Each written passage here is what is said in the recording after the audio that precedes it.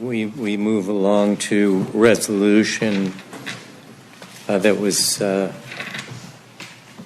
proposed, I don't know how formally or not, at the last meeting, adopting rules for agenda setting and conducting business at council meetings. Now, we don't have Josh Nathan here. Do we want to proceed with this? I'm happy to wait. Yeah, I think, we can proceed with it. Essentially, I'll just summarize it a little bit, and then we can talk about it. So, and a lot of this I said last week, but it's very short. It was this was everyone's had this now for 2 weeks. It was drafted principally by Josh Nathan and myself, with assistance from our corporate counsel. We received input from a number of council members. It was made available to everybody 2 weeks ago. I've gotten basically feedback from everyone but the mayor on this. The purpose is the council has not had rules to govern how we set agendas, conduct meetings, how we vote on actions. We think, we think these rules will help provide some guidelines, help us work together better by further underscoring the mayor's and the council's powers and responsibilities, who does what, how do we do it, etc. We also think these rules will help the public better understand and follow what we do. In short, as we say in the whereas clauses, we believe the resolution will help us enhance good governance, transparency, civil discourse in the conducting of council business, and I'd urge all the council members to approve it. I don't think this resolution is consistent with the charter. It is consistent with the charter. I don't think it really changes sort of the day-to-day process, except for in a few areas, which I don't think are burdensome or onerous. But what I do think they'll do is I do think they'll help everybody kind of understand how we go about getting ready for meetings and how to conduct ourselves in meetings. I think a number of us have thought that this is something that would be helpful. Nothing's set in stone. If we find out later on that, this is not worth it or parts aren't worth it, we can always change it. It's not legislation. It's how we want to conduct ourselves. It's sort of like the Senate rules for the Senate or rules for the House. This is how the council would like to conduct themselves. And so this is our second meeting talking about it. Julie asked for a pause, and the mayor wasn't here in the last meeting. Looks like the mayor has prepared a number of things he wants to say about it, and so I'm happy to yield the floor to you. But I think this is something we do want to do, and we have, I think we have a majority to do it, but happy to hear what you have to say, Mr. Mayor. Well, thank you. I took a while, but I did prepare comments. Unfortunately, my internet seemed to be rain affected, so I have... Need cell towers down there. I have gotten copies for, I think, everyone.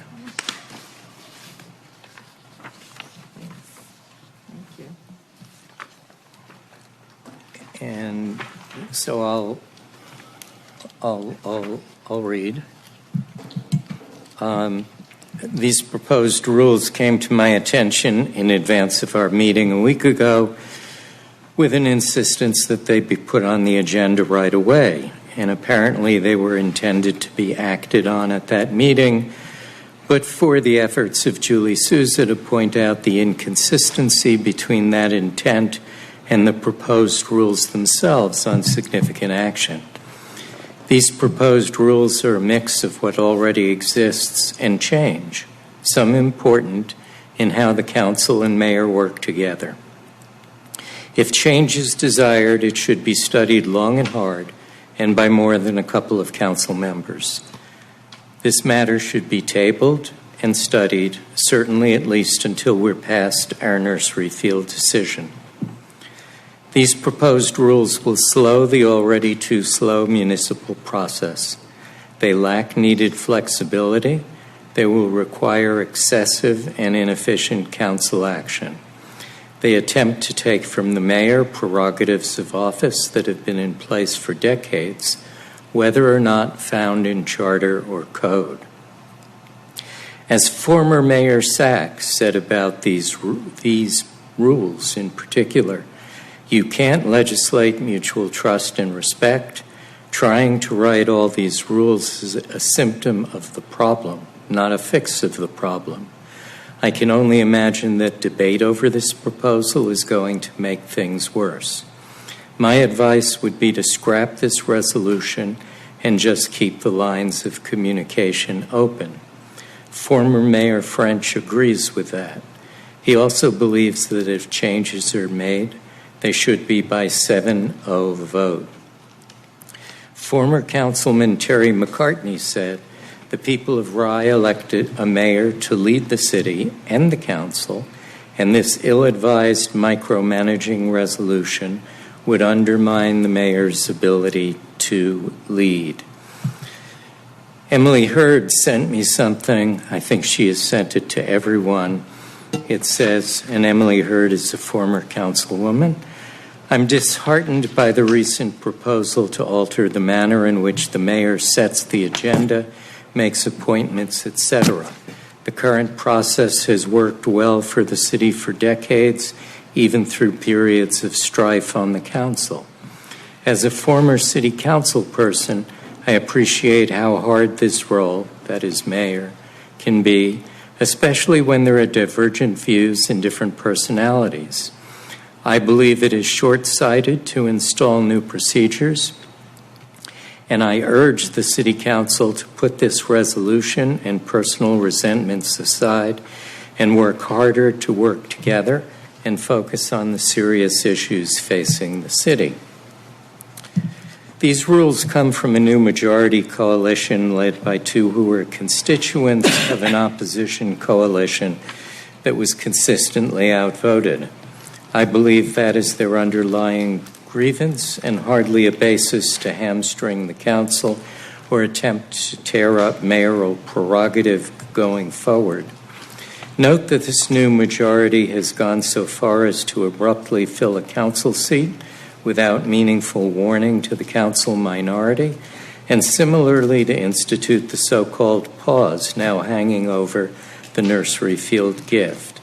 So let's put aside any claims of being unable to use existing council process. In view of other demands upon my time, I've been able to comment only at macro level. I hope there will be an opportunity to continue with adequate time. So, agenda contents and mayoral discretion. The Rye mayor is separately elected by the residents. He's not chosen by the council. The Rye mayor is per charter the head of the government and presides over the city council.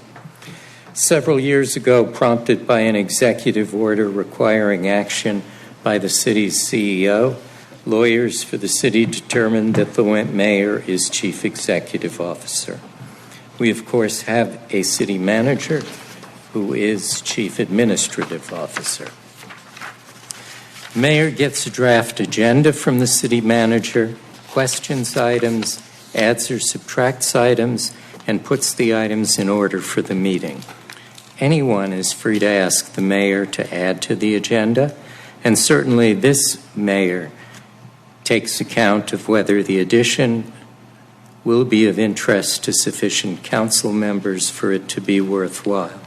Mr. Mayor, if the mayor, may I? do you want to finish? I have a specific question about that. If the mayor does not add the item, it has always been the case that it can be raised in the meeting upon the seconded motion of a council member. Past administrations have used a practice of having votes in old business, new business, on whether to put new matters raised in that item on the agenda for the next council meeting. This seems like a convention worthy of consideration. Standard contents, mayoral rearrangement of order. Several agenda items are proposed to be standard and fixed in place. A few of them likely always would be, though never say never. During COVID virtual meetings, we had no flag, and so I removed the pledge, for example. In any case, the mayor has had and should have discretion in presiding, including with respect to items and order. The latter, order, should take into account variables such as number of anticipated attendees, paid consultants, and staff waiting. Special meetings. It's fine to say that in scheduling, attempts should be made to maximize participation. In addition, council members should bear a best efforts obligation to attend special meetings. The draft erroneously claims that Open Meetings Law 104 supports 72 hours public notice, but really Open Meetings Law 104 requires 72 hours notice only if a meeting is scheduled a week in advance. Otherwise, 104 simply imposes a practicable, reasonable standard, which we, of course, should use when appropriate.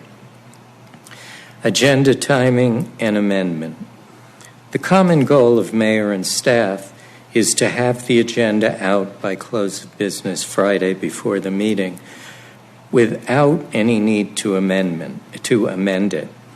That said, in my experience, there's been a diverse array of missing items, questions unanswered, late-breaking matters, etc., that have made the agenda late or required amendment of the agenda. Fixed deadlines and impediments to amendment will do nothing other than slow municipal progress overall. The council does not meet that often. We should be aiming to use our limited meeting time well. Executive session agenda. Another agenda, double the pleasure, double the fun. No objection to a reasonable effort here to provide a topic list, so long as it's understood that the topics may change.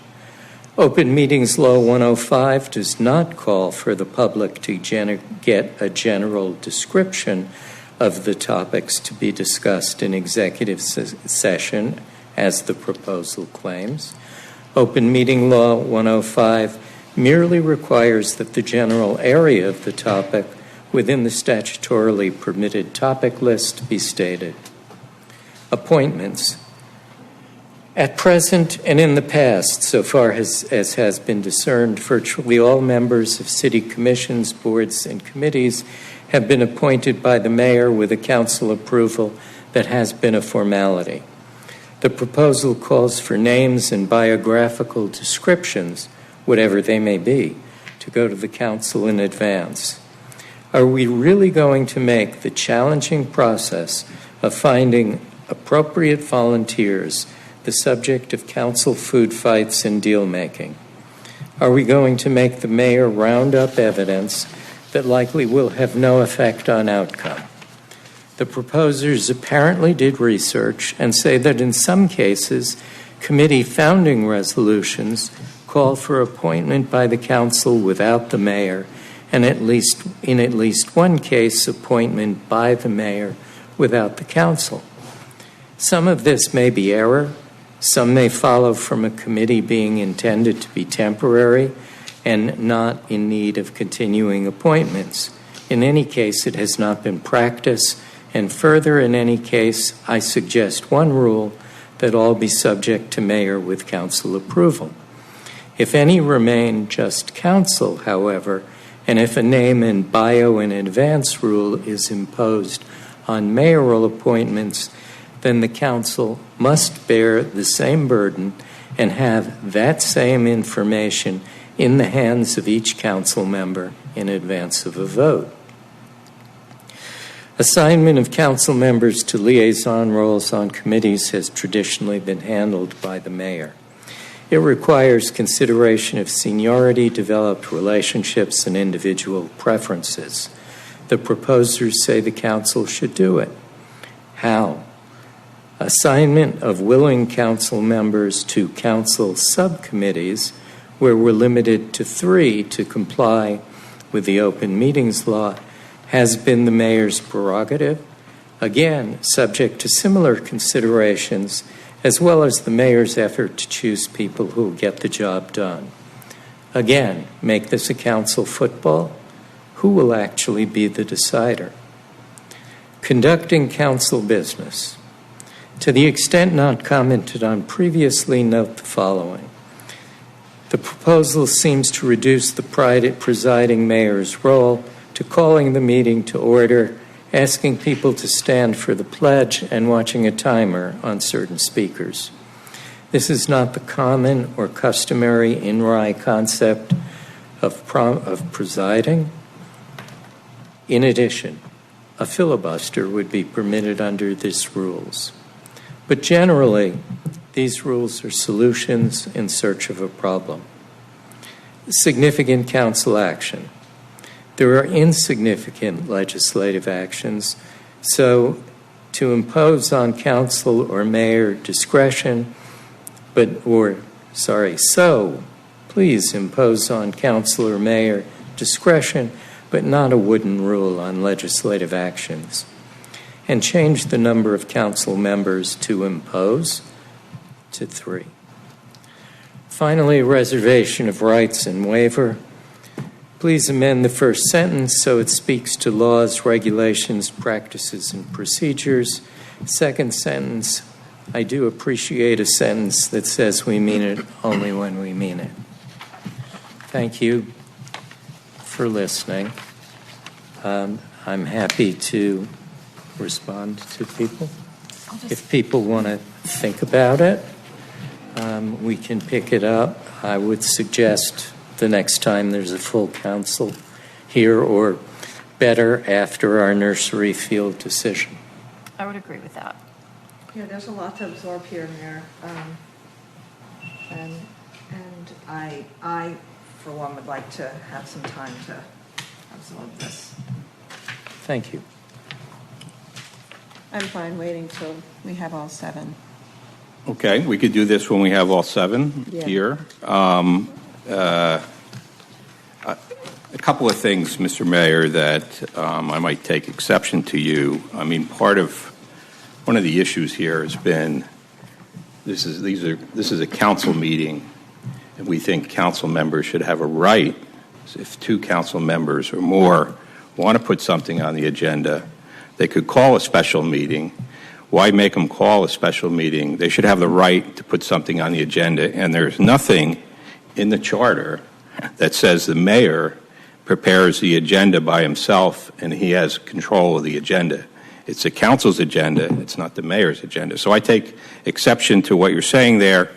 I think appointments, I don't really understand why it's so difficult to tell people who you want to appoint before you announce the name on the dais. I mean, this has been something that I raised with you probably the second meeting I was here 2 years ago. It's a matter of respect to other council people to understand who you're thinking of appointing and to know who they are. I don't think there's any kind of burden for you to tell people in advance who you're appointing, and that's been the practice in the past with other mayors. Liaisons, I don't think it's such a big deal for the council to get together and decide, well, whose talents should best serve on what committees. I don't think the mayor is in a special position to make that judgment. I think we all could make that judgment. I think we all know what our skills are. When I was on the council, I was told, you're going on this committee and that committee. I didn't even know that you didn't have the power to really appoint liaisons because it's really not specified in the charter. So again, I think a lot of this is really kind of fixing what are the roles and responsibilities. I don't think it really changes anything of the day-to-day or putting the agenda together. It gives some helpful guidelines so we don't have a lot of changing agendas, and the public can know when we're doing when we're taking up matters and what they are. So I think a lot of the things that you're saying here aren't necessarily, I wouldn't agree with them. I could go through the whole list, but I'm just hearing it for the first time. I've had 2 weeks. We've had 2 weeks for you to get us comments. You're giving them to us right now on the dais. It would have been helpful to have them earlier, and we probably could have gotten through a lot of these already. Sure, I understand that, Bill. I had other things to do, and I have put a good deal of time into this, and I assume you and Josh Nathan spent a good deal of time on this in preparation. Also, yes, delivering comments on the agenda would not be dissimilar to some of the things that you and others on this council have done, though committees have asked for comments. But it's not your agenda, Mr. Mayor. It's our agenda. We should be able to put things on the agenda. And you can. And not always. Oh, Bill, you're still out of sorts about your persistent pursuit of the Rye Golf Club. No, that's over. That's not what I heard from people that you've spoken to about this. And so we should touch on it. At the end of 2022, you said yes to a budget, and you recognized RGC's rates for the year, and you recognized that we would deal with transparency in a later meeting, and you said that... Now it's a personal attack? Is that what we're doing now? This is no... Is this a personal attack? This is fact. This is just... So, but what's the relevance? The relevance is that as I've spoken to people about what your complaints are, and as you have said, well, you've had trouble putting things on the agenda, I am going to the one example that I'm aware of where you have had trouble, and you have articulated this to, for instance, former Mayor Sack. And that's why I am responding and will continue. So you did ask the Rye Golf Club whether they would consider changing their rates going forward, but you recognized that they need not. At that February meeting where only transparency was on the agenda, you raised again their rates, and when they said they had not made any changes, you harangued them, and I asked you to stop. I didn't harangue anybody. Fine. So that's not a personal attack? Then to go on, we had decided Rye Golf Club's rates. They were in the budget, and we had also decided that we would take both enterprise funds rates out of the budget and that we would look at them early in October, rather than leaving them within the budget process. Even so, in April, you wanted another bite at the apple, and you wanted to put the Rye Golf Club on the agenda again to talk again about their rates going forward, despite the fact that they were in the budget, despite the fact that they were already out getting members, despite the fact that they're patently unfair. Despite the fact that, in your opinion, despite the fact that you had acknowledged their rates and the budget at the end of the year in a letter to the council. And so, yes, I resisted. You threatened a special meeting. You indicated you had 3 council members, and I said, okay, we'll put it on the agenda. So let's just, do you have more? I'm sorry. Well, to answer Bill's question, assignments to committees, I was not aware that Bill was unhappy, but I think in assignments to, the last assignments to committees I made, Jamie and Keith, I tried to give them each one of the things they expressed a preference for and one of the things that was unmoored. But Mr. Mayor, you have no right to make those assignments, and there should be a discussion. There's nothing in the charter that gives you the right to do that. Bill, this is what mayors in Rye have been doing for as far as I know, in excess of 4 decades. And I'm sorry that this cramps your style. But I also don't think that the council really has an ability to, quote, get together, as you say, and decide, because the council is restricted by the open meetings law and can't meet in groups of more than 3. What about this regarding liaisons? You can say, okay, what I did to you, for you, is I said there's going to be some liaison openings.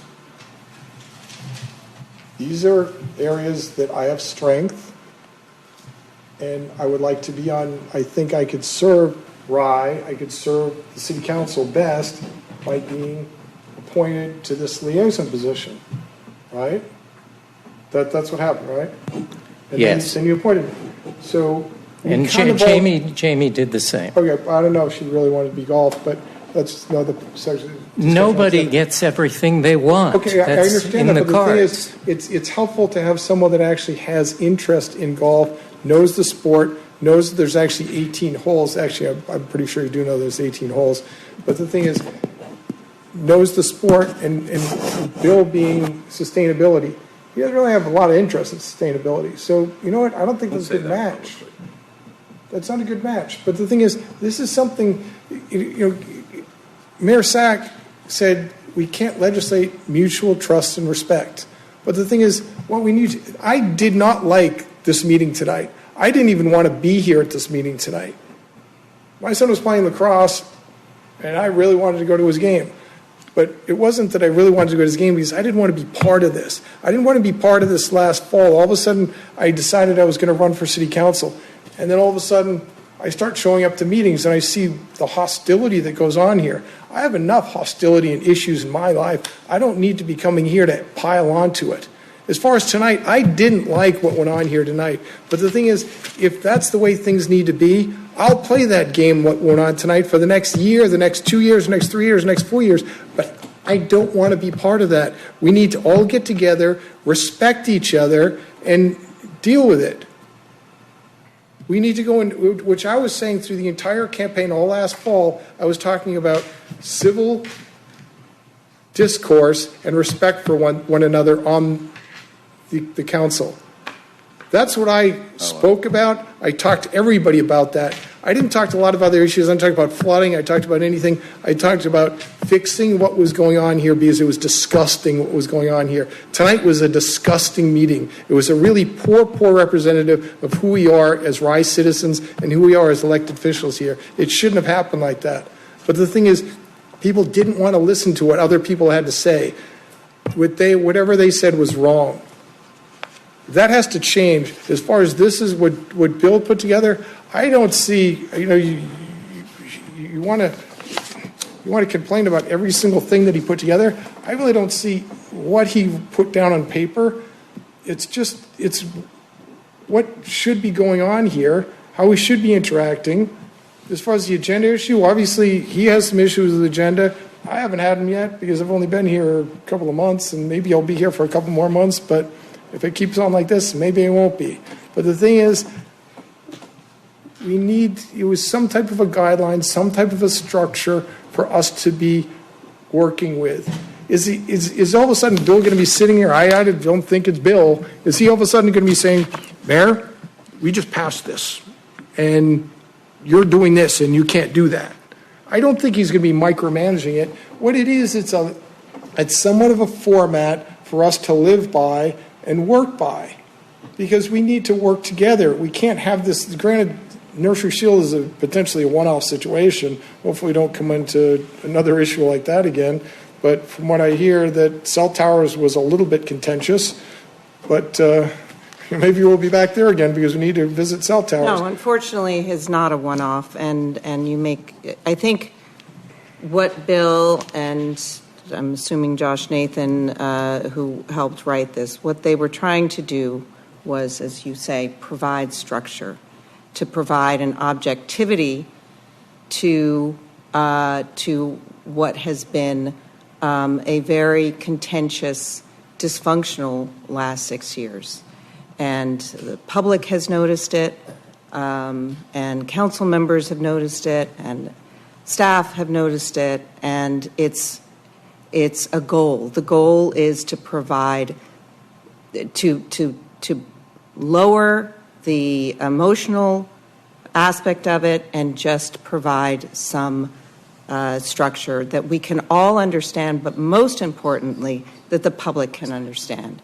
That there is an attempt, because I think what I would say, everybody who has had some interaction with the council agrees that the dysfunction is just it's really sad.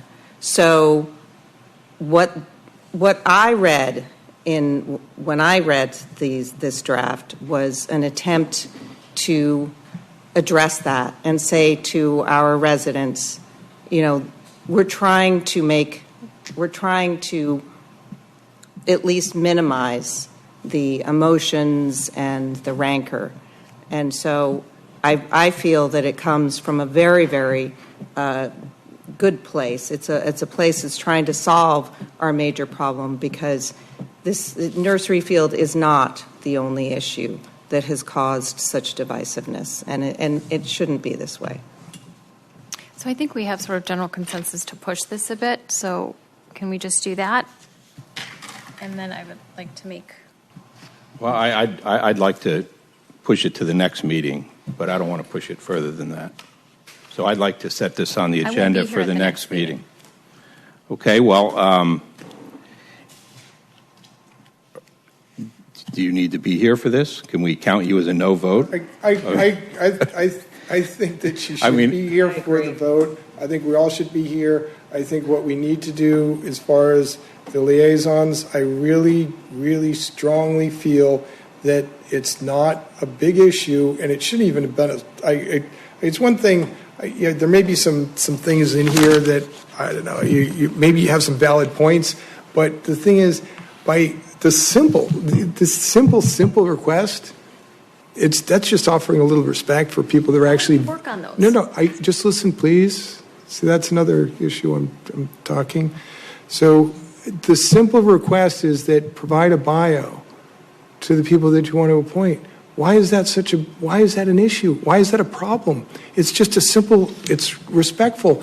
You're asking us. Our responsibility is to approve your appointment.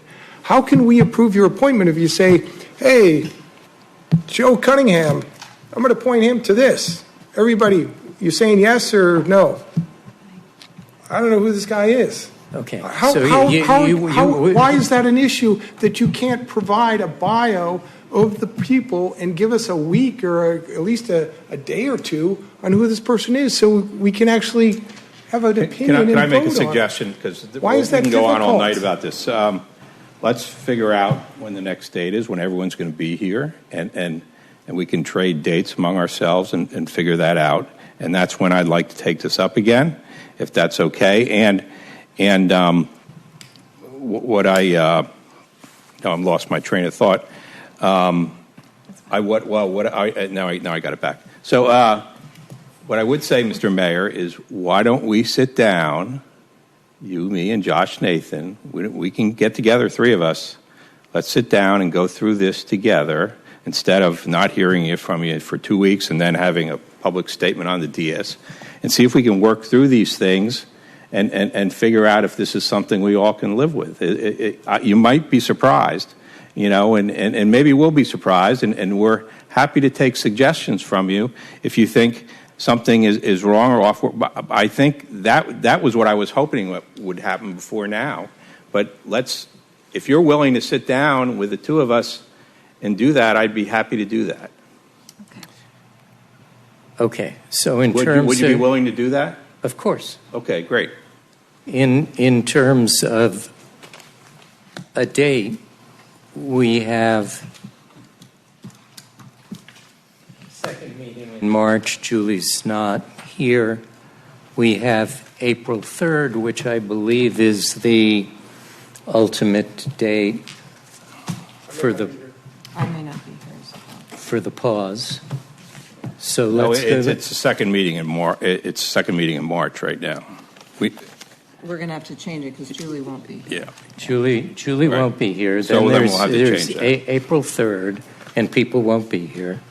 And so let's make it the second meeting in April. I think, hold on, I got, Wait, we're have not it written pushing down Nursery somewhere. Field to the end of April. This is crazy town. I'm talking about this. Right. well, I think we're going to, the same rule will apply for Nursery Field. I mean, we have to have, I think we want to have everybody here for a vote. I think you really want to have everyone here for a vote. If we could just pass a hybrid law, that would be great. And I just had the dates of when a few people were, I think everybody is supposed to be here on the 17th of April. So we could take both these matters up on the 17th of April. You still have plenty of time. In fact, I don't think, because of Nursery Field and the restrictions on when you could start doing the work, I don't think you start running into a scheduling problem until June. Certainly, April's early enough. I do not want to push nursery. We're only talking about this right now, so let's Okay. just deal with that. Let's put this till the April 17th meeting, and then we'll go from there. I agree with that. I second that motion. April 17th for this issue to come back. All in favor? Aye. Make a motion Aye. to adjourn. Second. All in favor? Aye. Thank you, everyone.